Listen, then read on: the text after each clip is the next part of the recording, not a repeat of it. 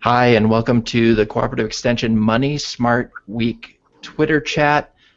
Good to have you along for today's conversation. I'm Bob Bertsch, Web Technology Specialist with North Dakota State University, and our panel of experts today begins with Dr. Erika Tobe of Michigan State University. Good afternoon, Erika.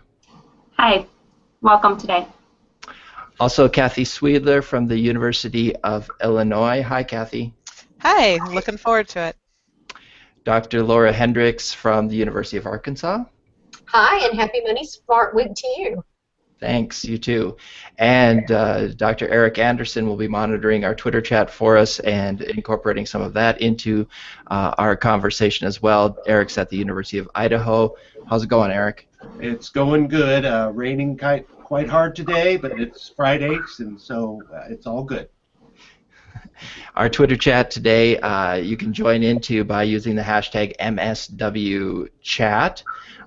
This event is one of thousands of free financial education events that are happening all over the country in financial institutions and government agencies, nonprofits, and of course Cooperative Extension is happy to join in that as well. All around Money Smart Week, which was created by the Federal Reserve Bank of Chicago. If you want more information about Money Smart Week, check out www.moneysmartweek.org.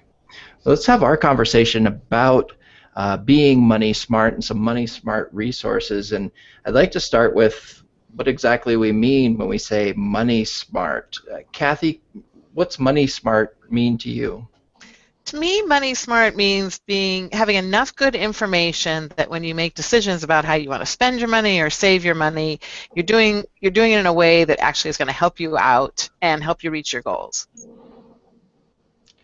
Laura, you have anything to add to that? Is that sort of how you view it? I think so. It's really having the knowledge and the skills that are necessary to build financial security over a lifetime. So it's knowing what you need to know and do to make the right decisions.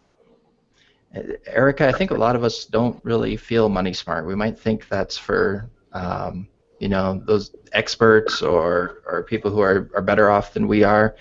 Can anybody become money smart? Definitely. You know, one of the things that I think, and I think you're exactly right, one of the things that I think sometimes people fall victim to is they think that they have to know the world to be able to start to understand how to do things. And sometimes I think it's just taking small steps or different practical applications of some of the financial principles that you can use. So it might be just simply starting to become in control of your money or learning different pieces that you can start to apply to yourself, taking that information that both Kathy and Laura talked about and really starting to apply that in your personal financial situation. And I think sometimes it takes time. We definitely learn throughout our life, and that's one of the great things that we can do. But I think anybody can start to learn these principles, and there's a wealth of information out there for us to be able to do that. And I think we're going to talk about a lot of those types of information today. Yeah, and a reminder again that this conversation, you can join in on the conversation too on Twitter. The hashtag is MSWChat, and we'll be discussing on Twitter a lot of the discussions that we're talking about in the Hangout today. Erika, you started to talk about some of the things that you can do to be more money smart. Is there a first step someone should take to really get started being smarter about money?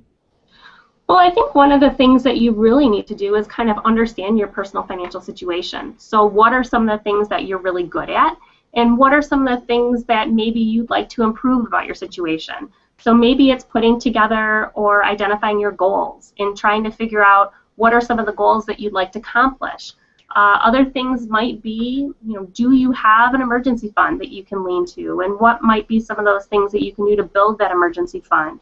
Or do you have a spending plan that you've developed and really identify, are you able to track your expenses and understand where your money is coming and going? So I think sometimes it's really just taking those small steps to be able to apply some of these skills so that you can see what is your financial situation, what are some things that you may want to strive for, and like I said, identifying those goals I think can sometimes help as well. Laura, do any of those steps stand out to you, or maybe are there any that you would add in terms of first steps of getting started?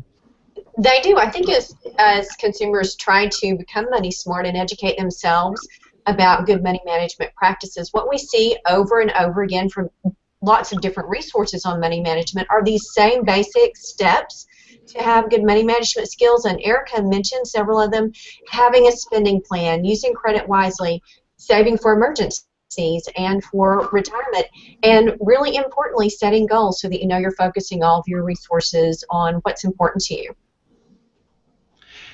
Kathy, you have thoughts on getting started in those first steps? I think that what's already been mentioned makes complete sense and good information there. I think also, it can be overwhelming sometimes. We're like, oh, how do I get, how do I figure out, how to save for college? How do I figure out how to pay down debt? How do I do all these different things? And I would just encourage people to think about, take a little bit, pick one thing, work on that, learn about that, try to break it down so that you're not feeling overwhelmed. And then as you get one habit under control or one practice going, then you can shift to something else. Erik, how's the conversation on Twitter going around this question of the first step someone should take to become smarter about money? Well, we do have a few responses. The Q&A on Twitter is just getting going, but there are some really good points that we should share. The AFCPE has chimed in, and they have said that knowledge is power, and that reflects some of the comments that have been made. And then the University of Florida IFAS LWIP also reiterated that a little differently, saying a good step to being money smart is knowing your income and your expenses. So building knowledge about your own personal situation. And then our own Dr. Barbara O'Neill, who was part of our panel working the Q&A and Twitter, mentioned that you can sort of create your own knowledge curriculum about picking specific topics to develop your knowledge and expertise to become more money smart yourself. That's an interesting one that Dr. O'Neill shares there, Laura. Sort of knowing what you don't know, or being aware of what you don't know. Yes, and Bob, what was your question? Well, I just find that I think that's an interesting point of just sometimes we might think of a prescripted approach to learning more about being money smart, and maybe not just taking a self-assessment of thinking about, where am I lacking? Like, what don't I know? Absolutely. So looking at maybe thinking about where whatever the individual consumer needs, thinking about where they need to strengthen that, but also what you said about not knowing what you don't know. So maybe just looking and exploring different resources to learn more about credit, understanding credit scores, or about home mortgage loans and interest, or about retirement planning. Let's stay with you, Laura, and talk a little bit about the advantages of being money smart. What can it get us? Sure. I think we're talking about gaining the knowledge and skills that we need to make good financial decisions. And those things that are recommended over and over again by personal finance professionals are the things that we know are proven to help people build wealth. So that's the way people build wealth and become financially secure over their lifetime, and also attain goals. So whatever individual goals someone might have, it could be owning a home, or buying a certain car, or an education, or a dream vacation. All those things come with a price tag, and being money smart is the way to attain those. Yeah, Erica, I think we talk a lot about this stuff, some of this stuff when we talk, during America Saves Week too, and we talk about saving and those kinds of things. Is there any distinction to be drawn there between being money smart and saving? Is one a part of the other, or are you money smart if you're saving already? Well, I think that's definitely one of the keys, is that if you are starting to save, then you're already thinking about those principles as far as what you want to do to be more savvy. So I think saving and being money smart go hand in hand.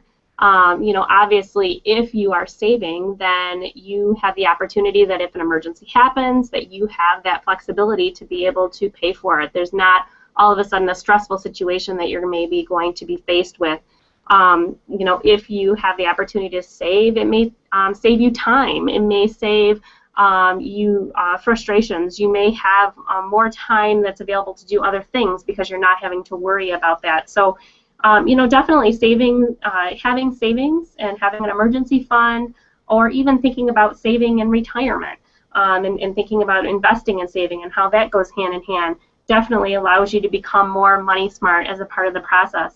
And one of the things that I wanted to mention too is that, kind of going back to the first question, you know, what's a first step that someone can take to become money smart, and thinking about, you know, if there's a concept or an area that they do have an interest in, knowing that during Money Smart Week there are free sessions that are going on all throughout the country. So they can go to moneysmartweek.org and be able to find a free class that may be of interest to them. There's also a lot of online materials that are available as well. So searching the catalog, seeing different programs that are available, they may find a class that may be able to meet their needs, and it may be as close as going to a local extension office, going to a local library, or another community organization or partner.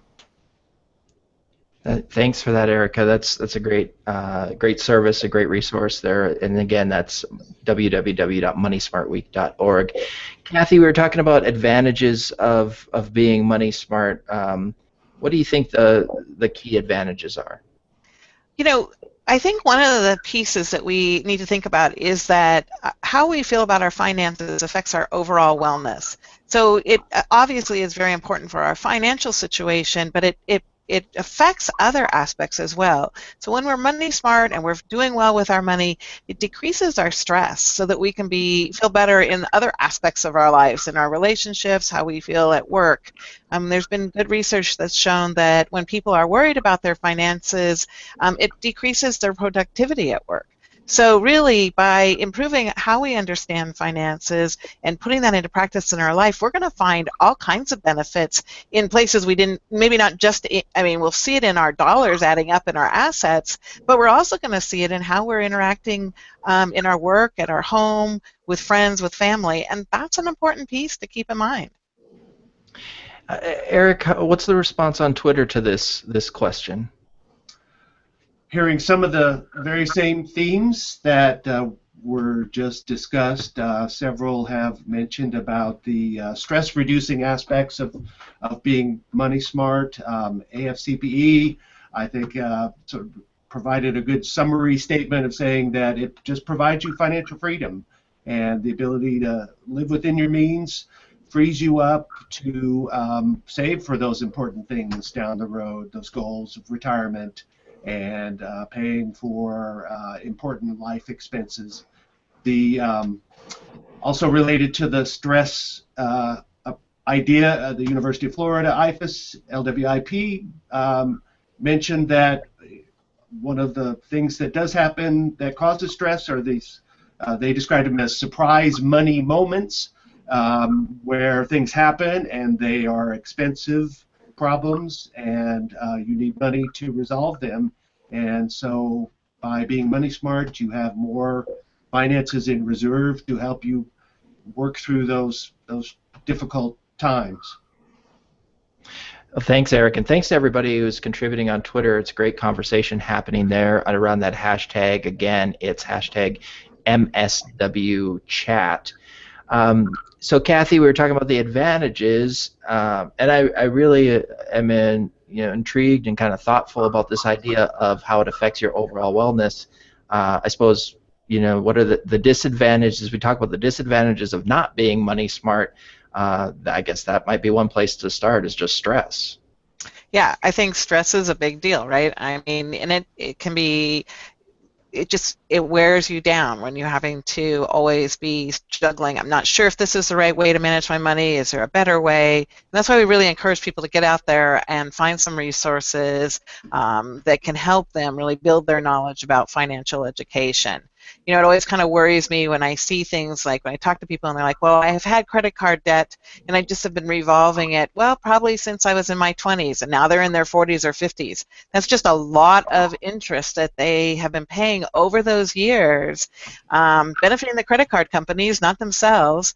And, what I'd really rather hear is I put some money into savings or investings when I was in my 20s, and I've been gaining return, gaining interest instead of losing it. So little steps, little differences can make a really big difference down the road. And it's that habits of what we get into when we're young that maybe we just don't stop and revisit. That's time to do that now. Now's the time to take a look at what you're doing with your finances and decide, could you not only save more money, but also decrease your stress and your overall wellness by making some changes. Laura, are there other disadvantages to not being money smart? Well, one that Kathy mentioned just briefly was just the sheer dollar value of not making smart money decisions. And to think of that with a solid example, maybe purchasing a home, because we know using the rule of 3 to shop around with at least 3 lenders and compare interest rates and mortgage terms before you make a final purchasing decision, and to compare at least 3 homes before you make a final purchasing decision. And then being money smart for a home mortgage would be being able to understand what all of those terms of that loan means, what the interest rate and the closing cost mean for you as a consumer, understanding the market value in the area where you're purchasing. So the thing about disadvantages in not being money smart is that it can be really costly mistakes that can impact your financial security over your lifetime. Erik that's a great point, Laura. And as I'm listening to it and thinking about it, I just think our financial world seems so much more complex than maybe it used to be, and so that we have so many things that we look at. Maybe not whatever 40 or 50 years ago, maybe people didn't handle their own investments or have to make decisions about 401ks and things like that. So maybe that's one of the disadvantages, is just not understanding all those things that you're going to deal with in your life regarding finances.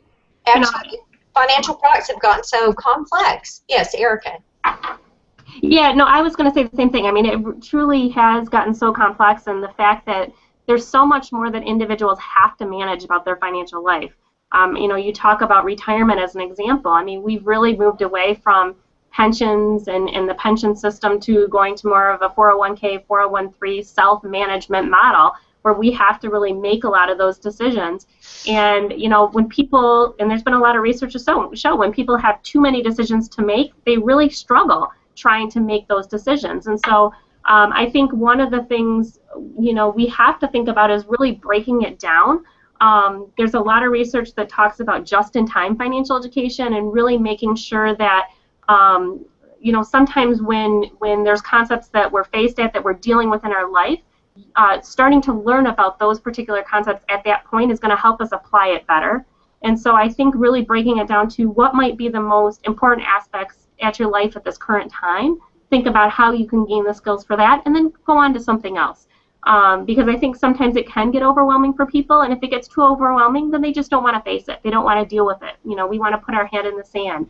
If it feels too complicated, then it becomes discouraging, it becomes frustrating. And so a lot of the things that I tell people is just take one thing at a time. Try to make it a real small step. Going back to a curriculum that Dr. Barbara O'Neill has in Rutgers, Small Steps to Health and Wealth. And I think that truly is, what's one thing that you can start to do and take action on, and then, try another. And I think, in anything that we do, whether it's fitness or health, anything that you can break down to a small piece, you can see achievable outcomes, it's going to help you gain confidence and be able to do things a little bit easier. Erik, what are folks saying on Twitter about the disadvantages? I think they are mirroring exactly the comments that are coming from our panelists here in the Hangout. Several have mentioned the point about stress, and that it could lead to more stress and poor decisions that have long-term ramifications. Our own e-extension FSA COP mentioned that not being money smart can cost you not just in financial resources, but as in your time as well. And Dr. Barbara O'Neill mentioned, and this falls in line with the comments about the work that she's done to identify those small steps that can lead to better financial conditions later. She points out that those small errors that you make early can have big impacts later on as you look towards retirement or some of those important long-term decisions. You know, one other thing that I would say, though, is that sometimes we, think that we've missed the boat or we've missed that opportunity. A lot of times you hear, start to save early, and, people who are in their 40s and their 50s think, gosh, I should have been doing that 20 years ago, and how do I recover? And so I think one of the things that you have to think about is, what are you going to start with now? And what are some of the small steps that you're going to take now? You can't change anything about what you did in the past, but you can definitely change the future. And so what might be some of those things that you can think about as you move forward? Thanks, Erica, and thanks, Erik, for keeping us in contact with the conversation on Twitter. All right, so this is one of those questions, sort of like asking, what's your favorite book, or who's the greatest basketball player of all time, or something like that. But Laura, what or who is your #1 personal finance information resource?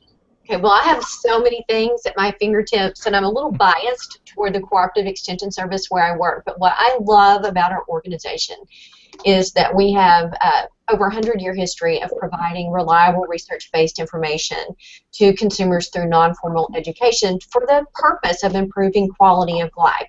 And so that's what we do here. And if there's something that I need that I don't have immediately at my fingertips, I go to eextension.org. Great, thanks. Kathy, how about you? Well, I'd have to second it for, cooperative extension resources, but I would say that my favorite one, other than that today, is the Consumer Federal Protection Bureau's website. I am just so excited about all the new things they've been rolling out, and especially the piece about how to pay back your student loan debt. They just have an excellent tool there where you can put in your own it's like a flow chart where you say, what of these things pertain to me, and it takes you to all the different choices. And I'd really encourage people, including those in their 40s and 50s, like Erica was saying, to go back and look at where are you on your student loan debt. Are you making the payments at the best way for you now, not necessarily how it was when you started? And this website might help you see some new choices. That sounds like a great resource. Thanks for that, Kathy. Erica, how about you? They're taking up your choices. You had to go last. But I know this is not fair, no, because I would have said both of those. But I definitely think eExtension is a great resource. I think CFPB is a great resource as well. But I also like other governmental resources too. The Federal Trade Commission. There's a lot of wonderful resources on there. You can still get some things in print if you don't want to use online or the internet. But there's also a lot of wonderful things, especially things like if you need to correct errors on your credit report, or if you need to contact a creditor. There's actually letters that spell out how to do a lot of those things and help people really plan for what they're going to be doing. So I would say other governmental resources. Also, I think FINRA does a great job with a lot of their smart investing resources. They've got great information about helping people understand stocks, bonds, mutual funds, retirement. And what I really like is that it's a great glossary definition of resources so that it can help people at the very beginning level understand some of these concepts. So if you're not going to go to eExtension and go to our Financial Security for All website, I would say that some of the governmental resources are great as well. And then following some of these people on Twitter too can really help and give you some great information, give you some great very recent publications that they're developing and things like that, which is really nice and helpful. Thanks, Erica.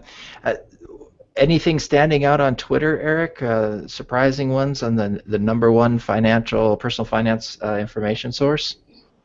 Well, we have seen several comments that also recommend extension and eExtension as a very important trusted source. Just to reiterate what several on the panel have said, the AFCPE mentioned that they have resources as well for educators, researchers, and practitioners through their organization. And our Dr. Barbara O'Neill gave a shout out to the Twitter social media platform, which we're using today to provide information out as well as to receive information back in. And so there are lots of tools out there. And then some other people chimed in and mentioned that our panelists today are Twitter users, and they are great resources. So I'd encourage everybody to follow our panelists and learn from them and use the Twitter platform. Thanks, Erik. Oh, go ahead, Erica. Well, I was just going to say, I think the one thing, because we're talking about being money smart, one thing that's really great about that is that there are so many free resources out there. So most of the great information out there is actually free and available for use. And so I think that's really, kind of goes hand in hand with what we're trying to talk about, and definitely making sure that people are using those free resources that are available, because there's a wealth of information that's really good out there. Especially material that's going to be .gov or .edu. And let's talk a little bit about those organizations and resources that can help people become money smart. Those are the next two questions we'll be asking our folks on Twitter, and we'll come back to Erik in a little bit and see what the Twitter chat has to say. But I wonder if maybe we can take we definitely want to mention some of those organizations and resources from our panel as experts, but maybe we can talk about it in a little bit of a broader perspective too. As we're doing a Money Smart Week event, and here Money Smart Week is a collaborative effort with financial institutions and businesses, as well as nonprofits and libraries and cooperative extension and all these folks coming together. Are there particular kinds of organizations, Erica, that you would point people to if they're looking to become money smart? Well, I think that's the beauty of working with Money Smart Week collaboratives in the states, is that, especially in the state of Michigan, we've been doing this, I think, since it actually started back in 2001, 2002. But what's really nice is that all these partner organizations are working together. So for instance, last night, one of our educators up in Alpena County did a presentation in Petoskey, Michigan, with our Department of Insurance and Financial Services, and it was a collaborative relationship. So I think, there's a lot of wonderful resources. Our Money Smart Collaborative is really made up of organizations like credit unions, banks. We also have a variety of different nonprofit organizations, housing counseling agencies that work with us. We also have libraries. Libraries is a huge partner, and I know that there's a lot of initiatives that are going on, free resources that are available. We have a big campaign in Michigan that's focusing on children's reading books, and so there's a Money Smart Read campaign that's going on in the state. So I think, definitely checking out the moneysmartweek.org, seeing some of the resources that are available, some of the partner organizations that are doing this. But, off the top of my head, places like libraries, banks, credit unions, and some of these nonprofit organizations. We also have some churches that are holding sessions locally in communities. And so all of these can be resources as far as money smart and financial education, and most of them year-round. Kathy, we've seen a lot of these organizations and resources that Erica mentions. Is there information out there that people should be wary of, or certain sources that they might should be wary of? Well, that's an excellent question, and especially when you're on the internet, it can often be really kind of tricky to figure out what's good information and what's not. I know that I try to look for things on the internet that are either a .edu, meaning it comes from an educational source, or a .gov, meaning it comes from a governmental source. Those would probably be my first priorities, and then maybe .org, in the sense that that just kind of helps me judge in a broad way who's putting out that information.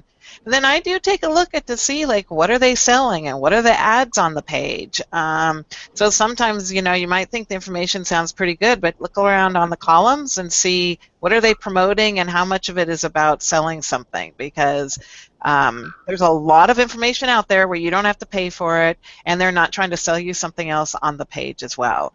So those are sort of my clues as to where to look for information on the internet that is good quality. Laura, anything to add to that, or other organizations that we didn't mention? A couple more that popped into mind were the National Endowment for Financial Education, which I believe their website is NEFI.org. America Saves website has great information. Federal Reserve usually has great information for consumers as well as educators. So those are a few more organizations that I might mention. Great. And you mentioned resources as well. I think we called out some of our number ones as we thought about those number one personal finance information resources. Kathy, were there certain ones that you wish you had mentioned or wanted to include in that in terms of resources for people to become money smart? No, I feel like we've all covered my favorite ones so far. So but I am impressed. There's just sometimes I think people think, oh, if it's a .gov website, it's going to be hard to understand. But really, I feel like in the last few years, a lot of the information coming out has really been translated in much easier to read format. So I think .govs, I just want to kind of give them a shout out. Yeah, Laura, I mean, we do talk about those the government websites and the nonprofits, cooperative extension, educational organizations, but this is definitely an area, at least in my life, where I don't really have any trouble finding information. I don't know if it's good information or bad information, but it seems like this information about money and personal finance is everywhere. It is, and all the resources we've talked about are good, reliable places to look. And I think, as we talked about earlier, we see some of those same skills recommended over and over: having a spending plan, understanding wise use of credit, saving for retirement and emergencies. But one other thing that we've talked a little bit about, but I'd like to explain it a little better, is the Small Steps to Health and Wealth resource. Barbara O'Neill is an author, and she's on the Twitter chat today. But the important thing about small steps is sometimes we maybe know that we should be saving more and spending less, but for some reason it's really difficult to do. And Small Steps to Health and Wealth addresses that behavior change issue, that motivation and the steps we need for behavior change, because it's based on strategies for behavior change from psychology. So locus of control, model of change, thinking about your childhood attitudes, maybe baggage from your childhood attitudes that you have towards spending and money, and controlling your environment. So great tips on not just those regular solid money management, pen and pencil, math, dollar in, dollar out things, but those more emotional things too, because we know that all financial decisions are not strictly rational choice, but values and emotions come into play as well. Erica, any resources that you want to recommend? Dr. O'Neill's come up a few times, so on Twitter that is @MoneyTalk1. Follow Dr. O'Neill on Twitter. That would be I'm not the expert panel, but I have to get my resource recommendation in too. Any that we missed, Erica? The only thing I would say is that, if people were looking for children's resources, so any resources in helping their kids learn about money management, there's some great resources available through the National Jumpstart Coalition. I was trained for Michigan there. National Jumpstart Coalition has a great clearinghouse of resources, and so that would be something. And what they've done is they've actually vetted a lot of those materials, and they're divided in if it's free or if it's low cost, and what are some of the areas and concepts that it covers. And then a shout out to, kind of in that same vein, CFPB has now released their new Money as You Grow, which is children's reading books and thinking about concepts related to money as well. So that would be a children's angle if you wanted to talk about money smart kids. Great, thanks. Eric, what are they saying on Twitter about organizations and resources to help people become money smart? Well, we're hearing the similar top choices in the Twitter conversation as well. Several have mentioned cooperative extension at both the national level and at the local level, and I think, as the panelists have said, everybody should be aware that in your state there is a cooperative extension system through the land-grant university, and so there are resources available in each state and in many cases in local areas. The AFCPE mentioned the Jumpstart Clearinghouse as a great online resource available for teachers, parents, and caregivers.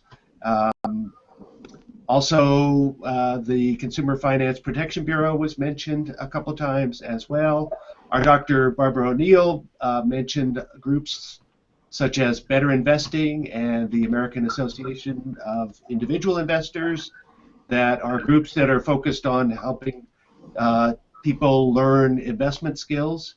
And I'll just make a shout out to the extension system in my state here in Idaho, which has been working with the AARP in the state to provide training for the elder population.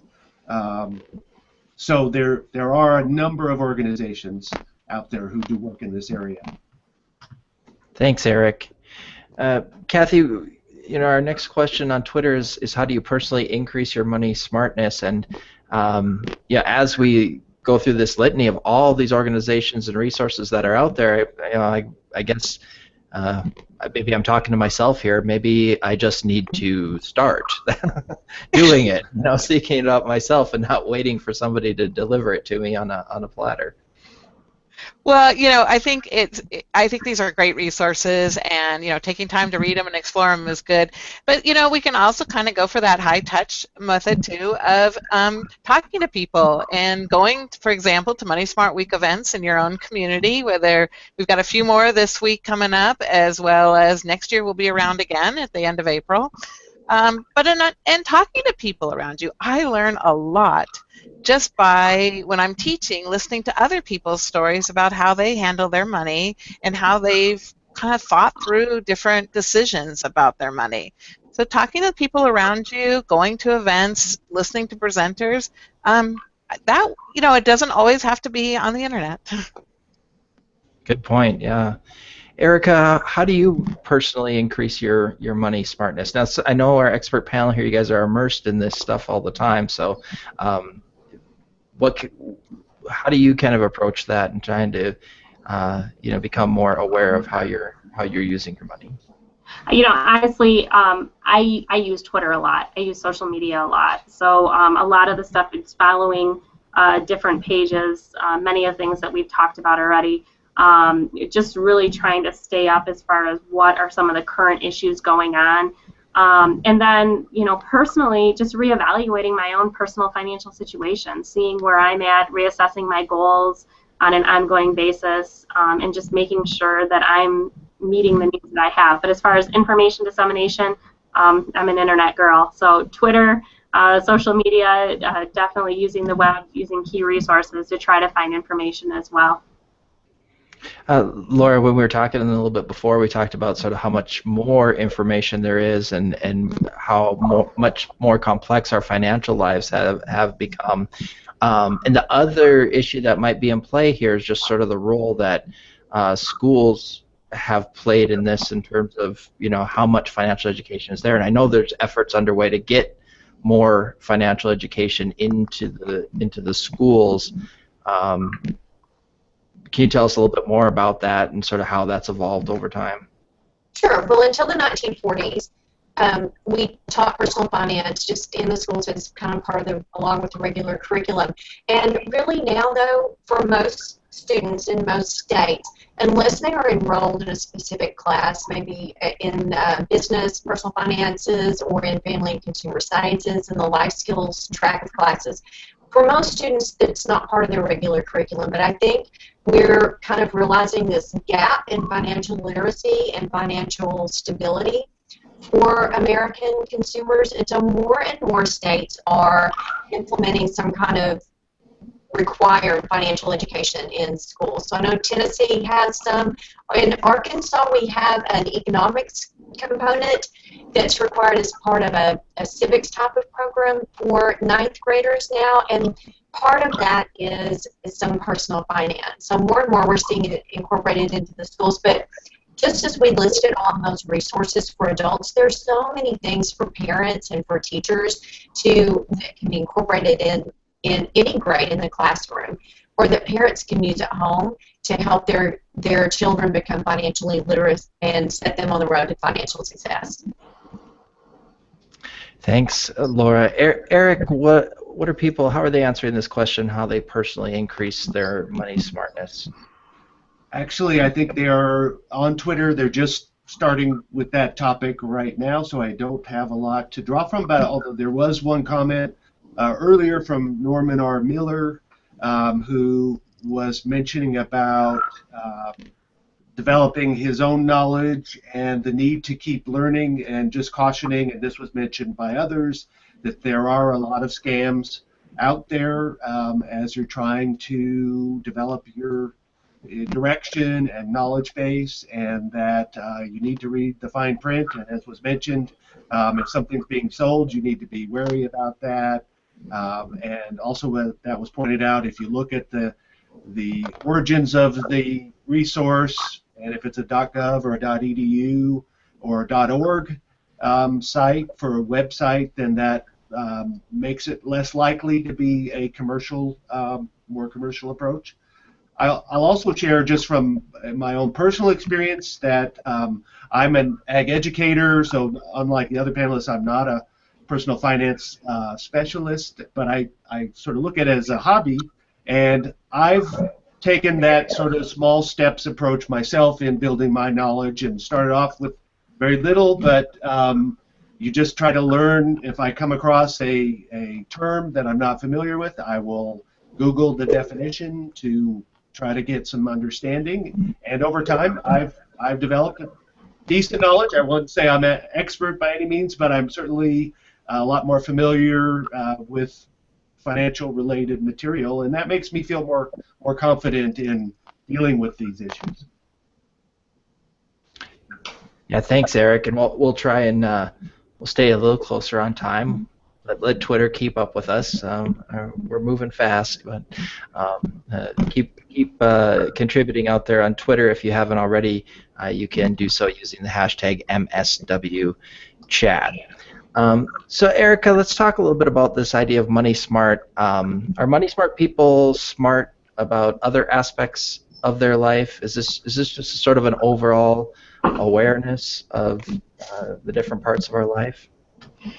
You know, I think so. When you talk about that, I'm a little hesitant to say yes, because I think sometimes that discourages people. Like, if they're not good in one aspect, then they may not be good in another aspect, and so that I get a little nervous in saying that. But yeah, you know, if people tend to set goals, they may be a little bit more driven. They may be more apt to accomplish some of the things that they have. And you know, you can liken a lot of things that we do in managing your money to also managing your health and managing your wellness. And you know, just like you may want to track your expenses to figure out how you're spending your money, it's very parallel to what we do in tracking your diet and making sure that you're eating enough fruits and vegetables and drinking enough water and things like that. So there's a lot of similarities in these two different areas. And so, you know, yes, I think so, but I also would say that just because maybe you may not be as good at it, again, I don't want to discourage people to think that they can never be good at it. I think you need to take those small steps to be able to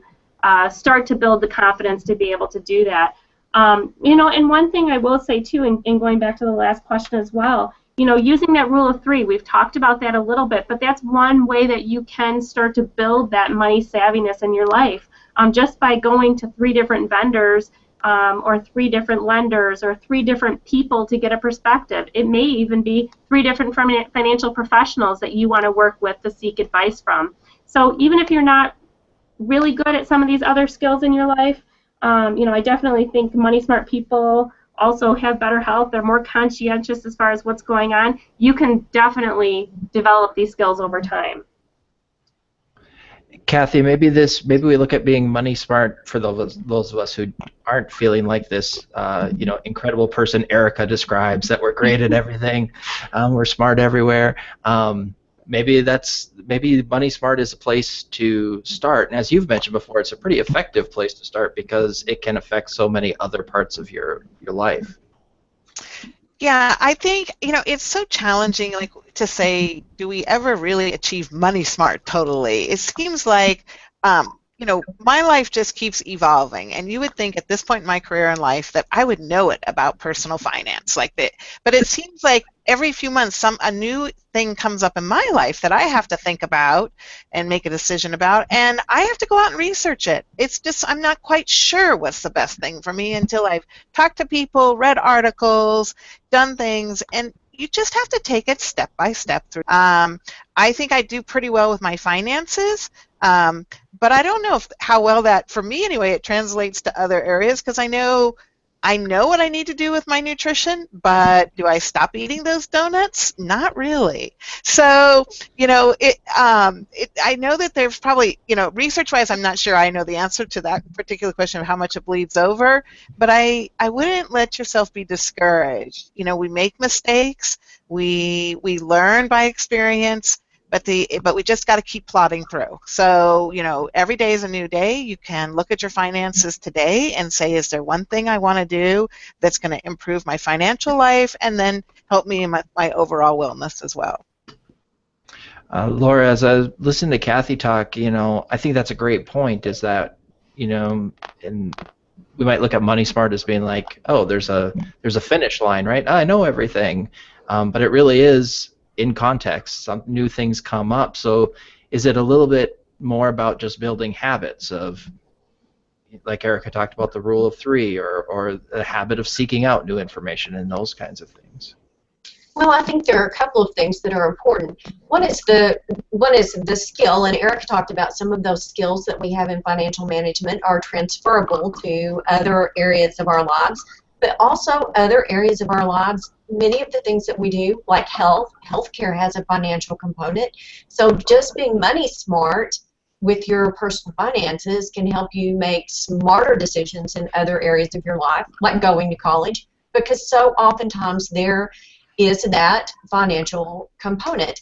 The other thing that I would say about your specific question is it goes back to that just-in-time education. So we know that you can't just learn it once and be done. For one thing, it's a huge area. If you think about everything from investments to a rainy day fund to being able to understand a credit card fees and disclosure statement, and because it's constantly changing. So that just-in-time education, maybe today I don't need to go out and educate myself about home ownership because I'm not buying a house right now, but maybe sometime in the future when I'm ready to do that, or to buy a new car. That's the time I go learn as much as I can about that particular area. And finally, I would say that what I notice in people who become interested in learning about being money smart also tend to be those kind of people who want to do the best they can with the decisions they make in life, and I think they tend to end up being those lifelong learners. Erik, I hope Twitter's keeping up with us a little bit, and you have something to share about our money smart people smart about other aspects of their life. Yes, there have been a few comments related to that, and I think most importantly, our Dr. Barbara O'Neill shared that there has been some research done that has shown a link between those two aspects, and then she provided also, so if you're on Twitter, you can get on Twitter and the hashtag MSWChat. She's provided a link to the article that presents the research study. And the AFCPE also reiterated that and provided a link to a blog post that Barbara O'Neill wrote for them that looks at that health-wealth connection. So I think there has been some demonstrated connections there that have been shown through research, and there are resources available if you'd like more information. Great, thanks, Erik. Kathy, we've talked about kids a little bit and financial education in schools. As parents, how can we raise money smart kids? To me, what you have to do is you have to start that money talk early. So when they're small, you might start it by, for example, reading storybooks with them that have some kind of a money theme, and then just have a, talk about, well, is this like our family, or would we do it differently, and what's different or same? And then when you're running errands, going to the grocery store, doing things, it's a chance to, again, have that conversation. So if you're in a store with a child, there's going to be something they probably want and they ask for, and that's a timely, teachable moment.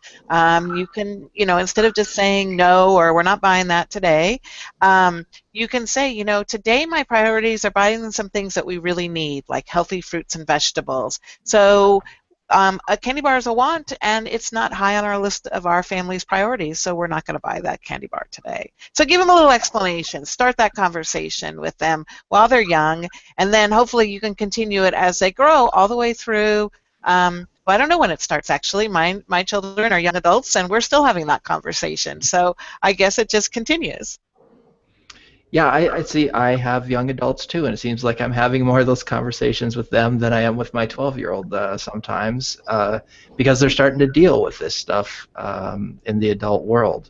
Laura, when I think about this with my own kids, how big of impact is this having that many of us don't deal with cash anymore? Like, maybe that's how I learned to start using money, is just having my own cash, and we're sort of moving to this cashless way of doing business. Does that have an influence on how we are teaching our kids about money? Well, I'm sure that it does. I think mostly for young children, like preschoolers, and typically what I still see is when parents give them money, it's in cash form, or even mostly elementary school students. My boys both had debit cards when they were in middle school, but with some real strict guidelines set on those. And so I think one of the tricks to teaching good money management skills to our children is to make sure that it's age appropriate. So building blocks of those lessons with cash when they're little, understanding how to use debit cards properly and keep up with a checking account balance when they're a little bit older, and then all the way up to learning how to use credit wisely and helping them to learn how to check their own credit report and learning how to build a good credit history, because it's much easier to build a good one than to try to fix a bad one. Talking about money in the home and being a good role model are all important things. Yeah, Erica, Laura mentioned talking about money in the home, and that's sort of a hard thing to do sometimes in our houses, and something that we avoid. Yeah, and I think the biggest misconception a lot of time with parents is that they think that their kids are learning it somewhere else, or that they're not picking up these hidden innuendos and vibes that people are giving off. And, a lot of times, a lot of our early impressions on money are formed in those early childhood years. And so we're picking up things, even if it's not being discussed. You can hear stress, if there's stress in the home around finances, in just kind of understanding body language and what's going on in the house, you're picking that up. And so, yeah, I think just like anything else, money is sometimes hard to talk about in relationships. I think you have to start to have those conversations and maybe planning regular money meetings or planning discussions around that. I know sometimes it's easier said than done, but anytime something's planned, it's easier to begin talking about. It doesn't become something that just kind of pops up. Maybe you're a little bit more prepared to have those conversations. And one of the things I was thinking about when you were talking about cashless society, one of the things that we have now with kids, I have a almost 11-year-old and almost 5-year-old, and my child, my almost 11-year-old, is much more savvy on the internet. And so I think about identity theft and identity safety and really kind of some of those concerns that maybe when I was young weren't going to be an issue. And so I think there's some other issues and other ways that you can approach some of these issues, and we have to think about those things and incorporate that into the money conversation a little bit differently than just talking about the very basics of using cash and understanding needs and wants and how much you had to live within your means. Thanks, Erica. Erik, any tips from Twitter on raising money smart children? Yes, there are lots of comments related to this question. I think it resonated with our participants. The AFCPE recommends talking about money with children once a week after they reach age 5, and they provided a link to an article that has tips on how to do that. The University of Florida IFAS LWIP suggests not to pass up teachable moments, and those happen frequently. And the importance of that experiential learning, as was discussed by the panelists, of having the children actively involved in the financial arrangements and dealing with those financial issues themselves personally. So several excellent comments. Several mentioned about the importance of having the children having their own accounts, as was mentioned by others, for that learning to really stick with them. They need to be the ones experiencing it, and so just lots of opportunities, I think, for teaching our children on a regular basis. Great, thanks, Erik. Well, we're just about ready to wrap up. Thanks everybody for joining us. Laura, as we come to the end of our hour, what are your final money smart tips? I would say for anyone who's watching or chatting that just to schedule a time to do it. Think of what your goal is. It's a great place to start, and then decide on an action step that's something that would help you to achieve your goal, and then set a date for it. So write it in your planner or set a reminder alarm on your phone and just get started. Erica, what are your final money smart tips for our viewers? I think exactly what Laura was just saying. Start small and start today. Don't put it off, but just take one action item that you're going to begin with today. And then I would also say that rule of three. I think that's real powerful, and it just empowers people to be able to make their most informed decision. And I think by talking to multiple professionals, whatever area it is, you learn something a little bit about the content area too. So as you're interviewing them, you're also gaining additional knowledge to become more empowered to make the best decision that you can. Yeah, I'm a testament to how much you can learn interviewing people in all these panel discussions. Don't come and check up on me on how I'm doing on this stuff, but I'm learning a ton. Kathy, what are your final money smart tips? I guess I would suggest that people try to think about money not as like, oh, punishment, like now I have to, do this with my money or that, but to think about it as a way that you can empower yourself to really reach your goals. I mean, if we can make our money work for us, then it can help us do the fun things we want to do in life, the things that are important and satisfying to us. So keep that in mind as sort of like try to make an attitude change a little bit. And then the other thing I would leave you with is to mark your calendars for 2017. The last week in April will be Money Smart Week, and we'll be coming back throughout the nation with free events in your community as well as things online. And so maybe that can become our sort of annual I'm going to learn something new and set a new goal time period. Yeah, great advice. Thanks, Kathy. Erik, any last tips from Twitter? Yes, and really some excellent advice. AFCPE stresses the importance of setting your own goals, knowing what's valuable to you, putting those down on paper, and keeping track of them. And that's to help guide you in making the money smart decisions. And then Dr. Barbara O'Neill stressed the value of taking advantage of these automated savings opportunities, whether it's having withholding from your paycheck or matching that happens with 401k type retirement savings. Doing the things that help automate the process makes it much easier for us. Great, thanks, Erik. I want to thank you for joining us. Don't go yet, viewers. I want to remind you, too, that there is an evaluation for this chat, for this Money Smart Week chat, and you can find the link to the evaluation on Twitter. You don't have to have an account. Just go to twitter.com, search hashtag, so that # MSW chat, and Dr. O'Neill will be posting the link to that evaluation, and you can opt in for a drawing for 2 $10 Amazon gift cards. So I hope that you'll jump on there and complete the evaluation. Really helps us to improve these events. This has been the Cooperative Extension Money Smart Week Twitter chat. It's part of one of thousands of free financial education events occurring all over the country for Money Smart Week. I need to thank our panelists. They did a great job as always. Dr. Erika Tobe from Michigan State University, Dr. Laura Hendrix from the University of Arkansas, Kathy Sweedler from University of Illinois, and our Twitter guru, Dr. Erik Anderson from the University of Idaho. Thanks so much, you guys. Thank you. Thank you. Thank you. And thank you, viewers. I hope that you'll join us next time that we have another one of these panel discussions for our Twitter chats around personal finance issues. Thanks for joining us, and have a great day.